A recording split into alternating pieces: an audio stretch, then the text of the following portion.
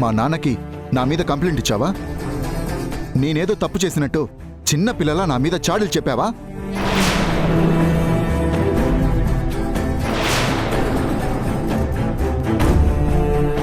ఏంటి వింధ్య ఈ న్యూసెన్స్? నిన్నేమైనా తిట్టానా, కొట్టానా? ఎందుకు నువ్వే ఇడ్చి నన్ను ఇరిటేట్ చేస్తున్నావు? మీరు నాతో సరిగ్గా ఉండడం లేదు కదండి. ఆ మాటే మావయ్య గారికి చెప్పాను తప్ప మీ మీద నేనే కంప్లైంట్ చేయలేదు. రేయ్, నా కోడలు నిజంగా కంప్లైంట్ చేసేదే అయితే, నువ్వు చేసే తప్పుల్ని ఎత్తి చూపేదే అయితే, నీ తాగుడు అలవాటు చూసి ఎప్పుడో ఇల్లొదిలి వెళ్ళిపోయేదిరా.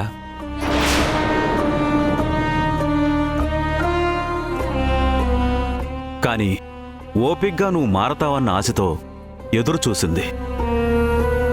సంజయ్ దయ వల్ల అది సాధ్యమైంది. ఇప్పుడు ఆ సంధ్య గురించి మాట్లాడడం అవసరమా? నా కొడుకు మారాడు, అది మంచిది. మళ్ళీ మళ్ళీ గుర్తు చేయాల్సిన అవసరం లేదు. సరే వాణి, నేను గుర్తు చేయను. కాని నీ కొడుకు భార్యతో ఎందుకలా ఉంటున్నాడో అని నువ్వైనా అడుగు.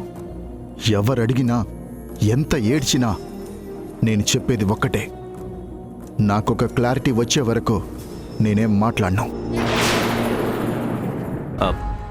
ఏ క్లారిటీరా?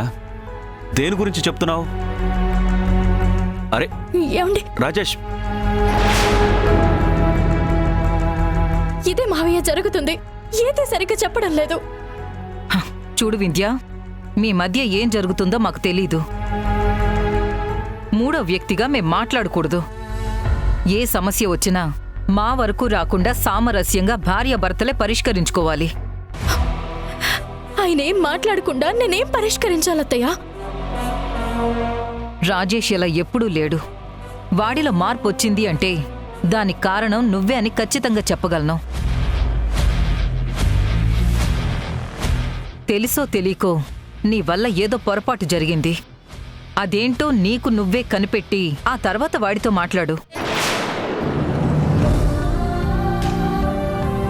వాణ్ణి ఇలానే వదిలేస్తే మందు జోలికి వెళ్లడం, మళ్ళీ తాగుడు అలవాటవ్వడం ఖాయం. అది మనసులో పెట్టుకో.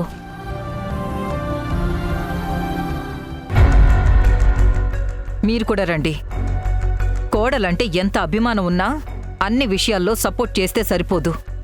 కొన్ని విషయాల్లో ఒంటరిగా ఆలోచించుకొనివ్వాలి. లేదంటే సమస్యలకి కన్నీళ్లు మిగులుతాయి తప్ప పరిష్కారం దొరకదు.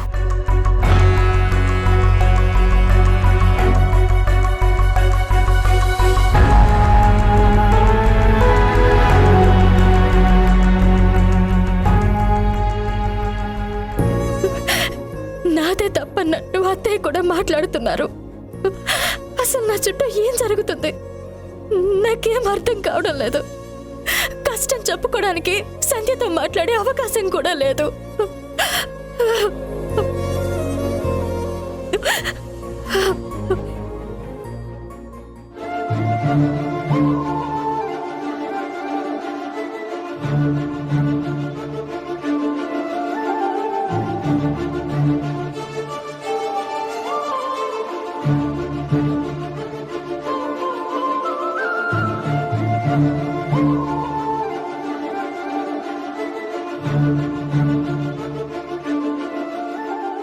అత్తయ్య, మీరు ఉదయం వేసుకునే టాబ్లెట్స్ అయిపోయాయి.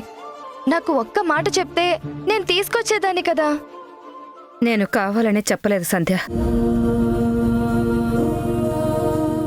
అయినా మనిషి బ్రతికేది మందుల మీదే కాదమ్మా, నమ్మిన మాట మీద, గౌరవం పెంచే మర్యాదల కోసం.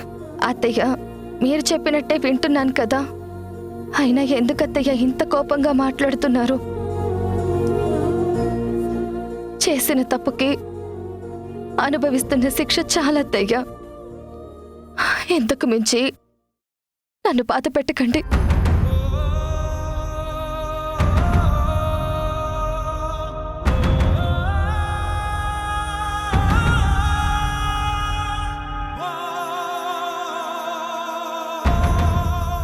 అమ్మా, వదిన విషయంలో నీ ప్రవర్తన అస్సలు బాలేదు.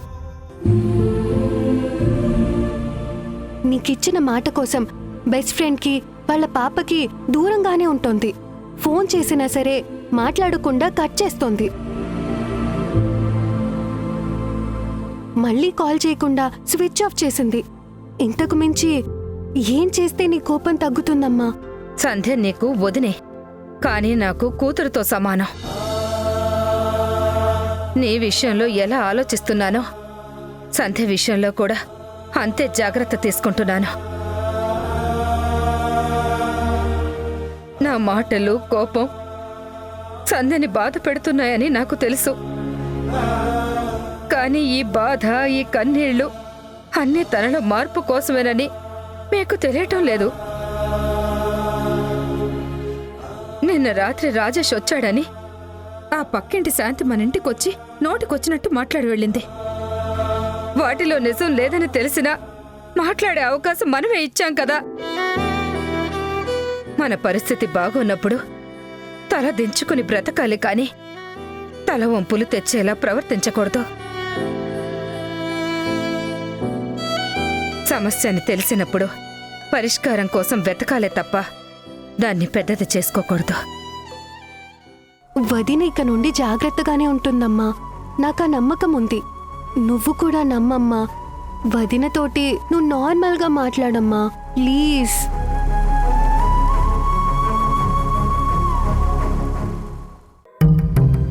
అత్తయ్య ప్లీజ్, నా మీద కోపంతో మీరు టాబ్లెట్స్ వేసుకోవడం మానద్దు. మళ్ళీ మీకేమైనా జరిగితే తట్టుకునే పరిస్థితులు ఇక్కడ లేవత్తయ్యా. ఇంట్లో సరుకులు నిండుకున్నాయి. దాంతోపాటు మీకు టాబ్లెట్స్ కూడా తీసుకొస్తాను. శ్రీజ, నాతో రా. రా.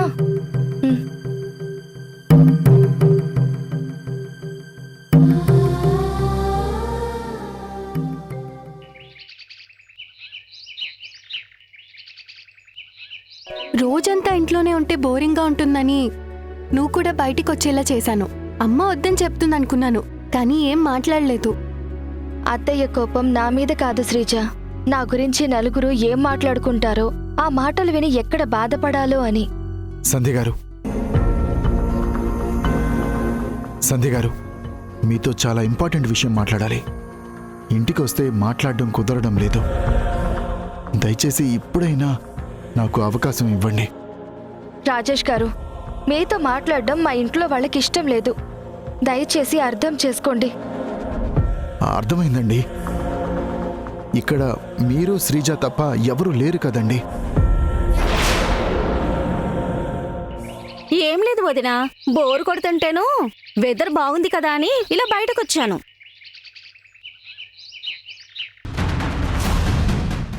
వదినా, ఒక్క నిమిషం లైన్లో ఉండు. శ్రీజ, ఇది చాలా ఇంపార్టెంట్ మ్యాటర్. మీ ఇంట్లో చెప్పొద్దు ప్లీజ్. సరే అన్నయ్య. వదినా. సంధ్య గారు, జస్ట్ 2 minutes. నేను ఎక్కువసేపు మాట్లాడను. వదినా, సంధ్యా శ్రీజలు రోడ్డు మీద ఎవరితోనో మాట్లాడుతున్నారు. ఎవరా అని చూస్తున్నాను. మొహం కనబడి చావడం లేదు. నువ్వు లైన్లోనే ఉండు. ఒక విషయం క్లారిటీ తీసుకొని వెంటనే వెళ్ళిపోతాను. రాజేష్ గారు, ఇప్పుడు వద్దండి, తర్వాత మాట్లాడతాను. మీరు వెళ్ళండి. తర్వాత అంటే ఇంకెప్పుడు? బై లక్ మిమ్మల్ని చూశాను కాబట్టి నేను మాట్లాడుతున్నాను. మీ ఇంటికి వచ్చే అవకాశం లేదు. మళ్ళీ ఎప్పుడు బయట కనిపిస్తారో తెలియదు. అందుకే ఇంత రిక్వెస్ట్ చేస్తున్నాను. దయచేసి అర్థం చేసుకోండి. అన్నయ్య అంతగా అడుగుతున్నాడు కదా వదినా, ఒక్కసారి మాట్లాడొచ్చు కదా. వా శ్రీజ, నీకు అర్థం కావడం లేదు. మనం ఇక్కడి నుండి అర్జెంటుగా వెళ్ళాలి. రా. ప్లీజ్ సంధ్య గారు, వెళ్ళిపోవద్దు. ఒక్కసారి నా మాట వినండి. లేదండి, నేనిప్పుడు మాట్లాడలేను. వీలు చూసుకుని నేనే మీకు కాల్ చేస్తాను. అప్పటి వరకు మీరు నాకు ఫోన్ చేయొద్దు. ఇలా మాట్లాడే ప్రయత్నం కూడా చేయొద్దు. రా శ్రీజ. సంధ్య గారు,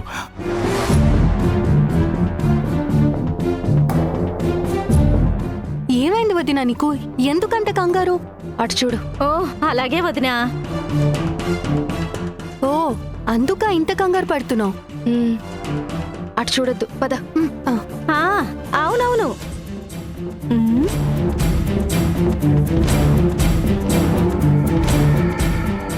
వదిన మర్దళ్ళేంటి ఇంత కంగారుగా వెళ్తున్నారు?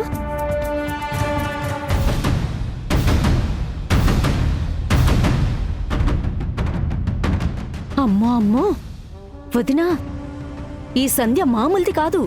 ఇంట్లో మాట్లాడడం కుదరడం లేదని బయటే వ్యవహారం మొత్తం నడిపించేస్తుంది.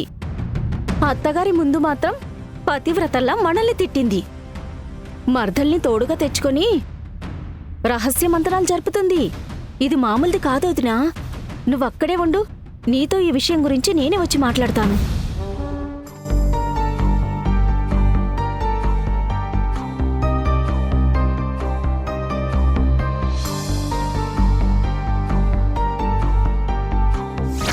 మీతో చాలా ఇంపార్టెంట్ విషయం మాట్లాడాలి. అసలు రాజేష్ గారు ఎందుకంత అర్జెంటుగా మాట్లాడాలని అనుకుంటున్నారు? ఆయనలో చాలా చేంజ్ కనిపిస్తుంది.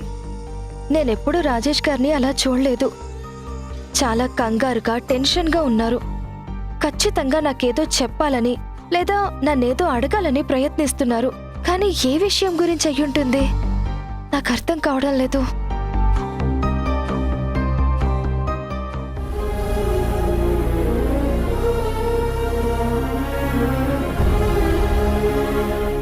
విషయం చాలా ముఖ్యమైనదే అయ్యి అది కూడా వింధ్యకి సంబంధించిందైతే అవును, ఒకసారి రాజేష్ గారికి ఫోన్ చేస్తాను.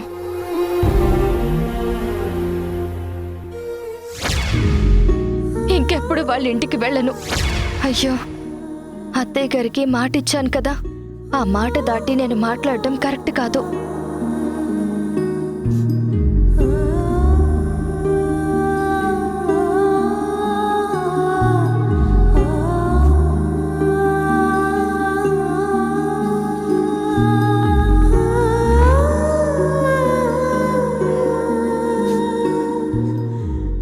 వదినా, రా శ్రీజ. ఏంటోదినా, ఏం ఆలోచిస్తున్నావు? ఏం లేదు శ్రీజ, ఏదో ఆలోచిస్తూ ఉండిపోయాను. రాజేష్ అన్నయ్య గురించే కదా?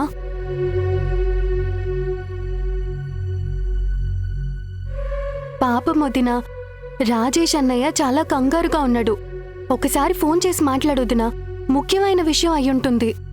నోటితో మాట్లాడే మాట కంటే చేతిలో చెయ్యేసిచ్చిన మాటకి చాలా విలువ ఎక్కువ ఉంటుంది.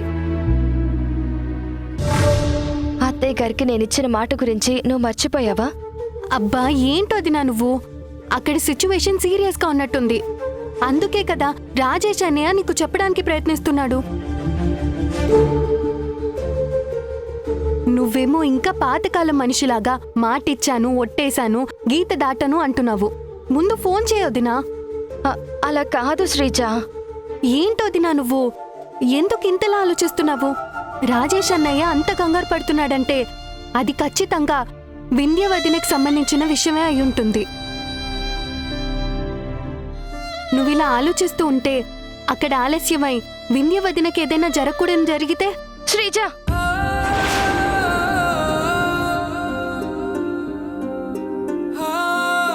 ఆ మాట ఇంకెప్పుడు నీ నోటి నుంచి రాకూడదు.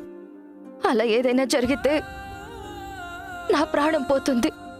సారీ వదినా, నువ్వు నాకు సర్ది చెప్పగలవు, కానీ నీ మనసుకి నువ్వు సర్ది చెప్పుకోగలవా?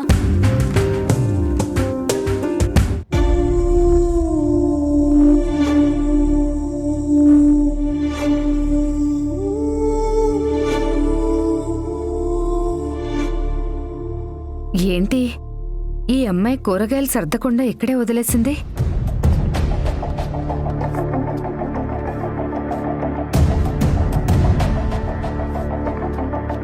టాబ్లెట్స్ తీసుకురమ్మన్నాను కదా.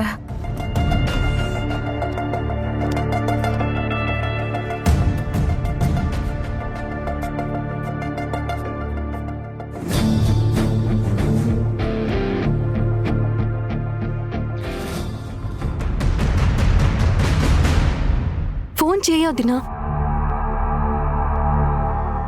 ప్లీజ్ వదినా, నువ్వు ఇంకా లేట్ చేయొద్దు, ఫోన్ చేయి.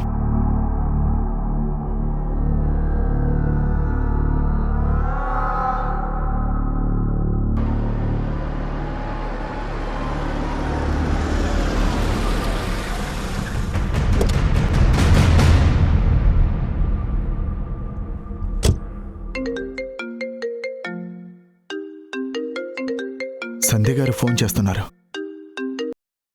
హలో సంధ్య గారు. ఆ, రాజేష్ గారు, సారీ అండి. కొన్ని పరిస్థితులు బాగాలేదు, అందుకే నేను మీతో మాట్లాడలేకపోయాను.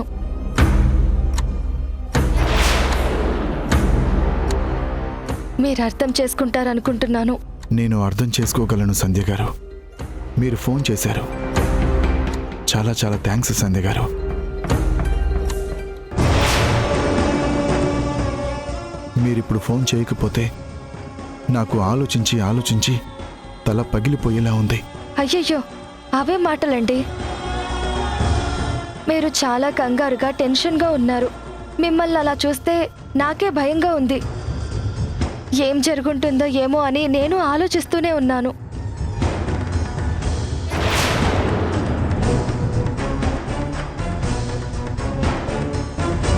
అసలేమైంది చెప్పండి రాజేష్ గారు. ఈ భారాన్ని నేను మొయ్యలేకపోతున్నాను సంధ్య గారు. దాని గురించి మీతో మాట్లాడకపోతే నాకసలు నిద్రే పట్టదు. పిచ్చెక్కిపోతుంది సంధ్య గారు. అసలు మీరు దేని గురించి అంత ఎమోషనల్ అయిపోతున్నారు? నాతో ఏం చెప్పాలనుకుంటున్నారు? అమ్మా, చేతిలో ఆ పేపర్ ఏంటి? ఇదా మెడిసిన్ షీట్రా. సంధ్య టాబ్లెట్స్ తీసుకురావడం మర్చిపోయినట్టుంది. దాని గురించి అడుగుదామని వెళ్తున్నాను. సంధ్య మర్చిపోయిందా? అలా జరగదు కదమ్మా. అక్కడే ఎక్కడో పెట్టుంటుంది. నువ్వు సరిగ్గా చూసావా? రే, నా ఇల్లు నాకు కొత్తరా. నేను అన్ని చోట్ల చూశాను, కనిపించలేదురా. సరేలేమ్మా, ఒకవేళ మర్చిపోయిందో లేక తెచ్చి ఎక్కడైనా పెట్టిందో నువ్వే వెళ్ళి సంధ్యను అడుగు. కనిపించినప్పుడు మాట్లాడాలని మీరు చాలా కంగారు పడ్డారు. ఎప్పుడేమో ఆలోచిస్తున్నారు. ఏమైంది రాజేష్ గారు? విషయం ఏంటో చెప్పండి. ఇది ఫోన్లో చెప్పగలిగేది కాదు.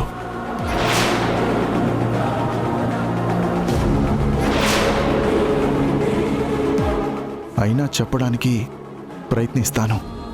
అసలు ఏం జరిగిందంటే, మా ఇంట్లో అమ్మ సంధ్య, ఆ, స-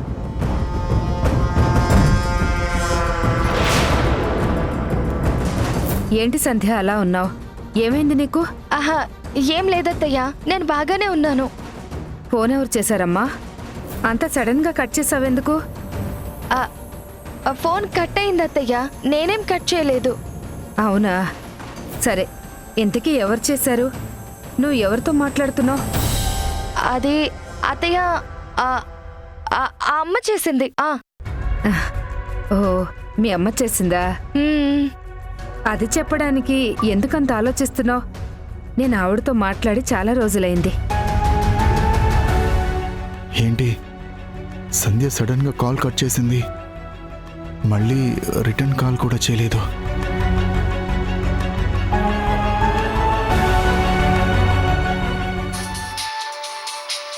ఎవరు సంధ్య? మళ్ళీ మీ అమ్మగారేనా? అవునత్తయ్య. ఓ, ఏది ఒకసారి ఇలా ఇవ్వు, నేను మాట్లాడతాను.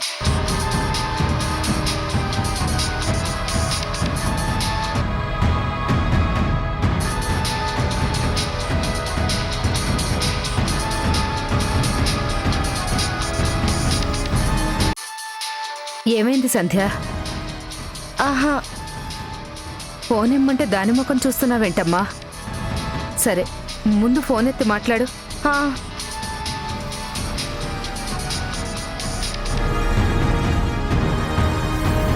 అయ్యో, ఫోన్ కట్ అయిపోయింది అత్తయ్య. సరేలే, మళ్ళీ చేసినప్పుడు మర్చిపోకుండా నాకు తెచ్చివ్వు. అలాగే అత్తయ్య. ఇంతకీ నువ్వు దేని గురించి వచ్చావమ్మా? చేతిలో ఏంటది? అయ్యో, టాబ్లెట్స్ గురించి అడగడానికి వచ్చానమ్మా. నువ్వు తీసుకొచ్చావా? అవి మీ కబోర్డ్లో పెట్టేశాను అత్తయ్య. అయ్యో, నువ్వు కబోర్డ్లో పెట్టావు, నేనేమో ఇల్లంతా వెతుకుతున్నాను. సరే రా సంధ్య, ఆ కూరగాయలేటు సర్దలేదు, వంటగదిలో చాలా పనుంది. సరే పదండి అత్తయ్య. ఫోన్ ఎందుకు? అక్కడ పెట్టేసే. శ్రీజ, నువ్వు ఇక్కడేం చేస్తున్నావు? వెళ్ళి చదువుకో. అలాగే అమ్మా. రా సంధ్య.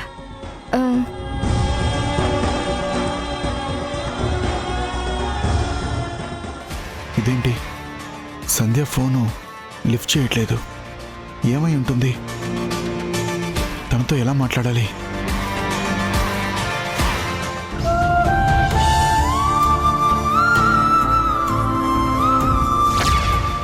సమస్య ఏంటో క్లారిటీగా నాకే తెలియడం లేదు. ఇంకా నీకేం చెప్పను. ఎవరడిగినా ఎంత ఏడ్చినా నేను చెప్పేది ఒక్కటే, నాకొక క్లారిటీ వచ్చే వరకు నేనేం మాట్లాడను. అమ్మగారు ఏంటి అమ్మగారు పరధ్యానంలో ఉన్నట్టున్నారు? అమ్మగారు ఏంటి బంటి? రాజేష్ బాబు గారికి బాగా తలనొప్పిగా ఉందంటమ్మా.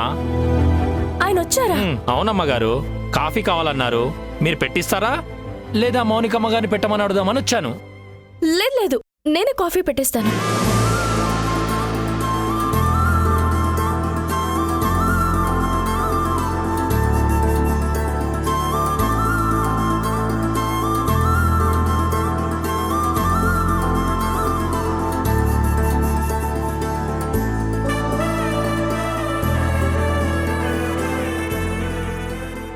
ఇదేంటి సంధ్య మళ్ళీ రిటర్న్ కాల్ చేయలేదు?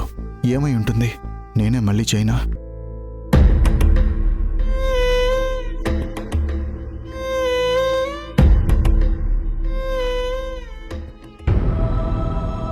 వద్దులే, సంధ్య తన పరిస్థితి కూడా బాగోలేదు, అర్థం చేసుకోమంది. ఏదో ఇబ్బంది ఉండుంటుంది, లేదంటే మాట్లాడడానికి అంత ఆలోచించదు కదా.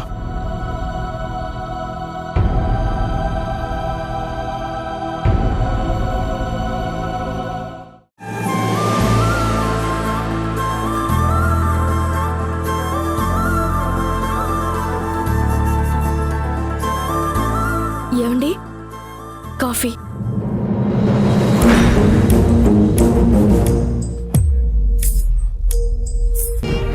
నువ్వు తప్పు చేశావు అని అంటున్నారు. నన్ను నిజాన్ని చూసేలా చేయడానికి పాపని తీసుకొచ్చాను. మన బిడ్డ పైన ప్రమాణం చేసి చెప్తున్నాను, నేనే తప్పు చేయలేదు, చేయను కూడా. నిన్ను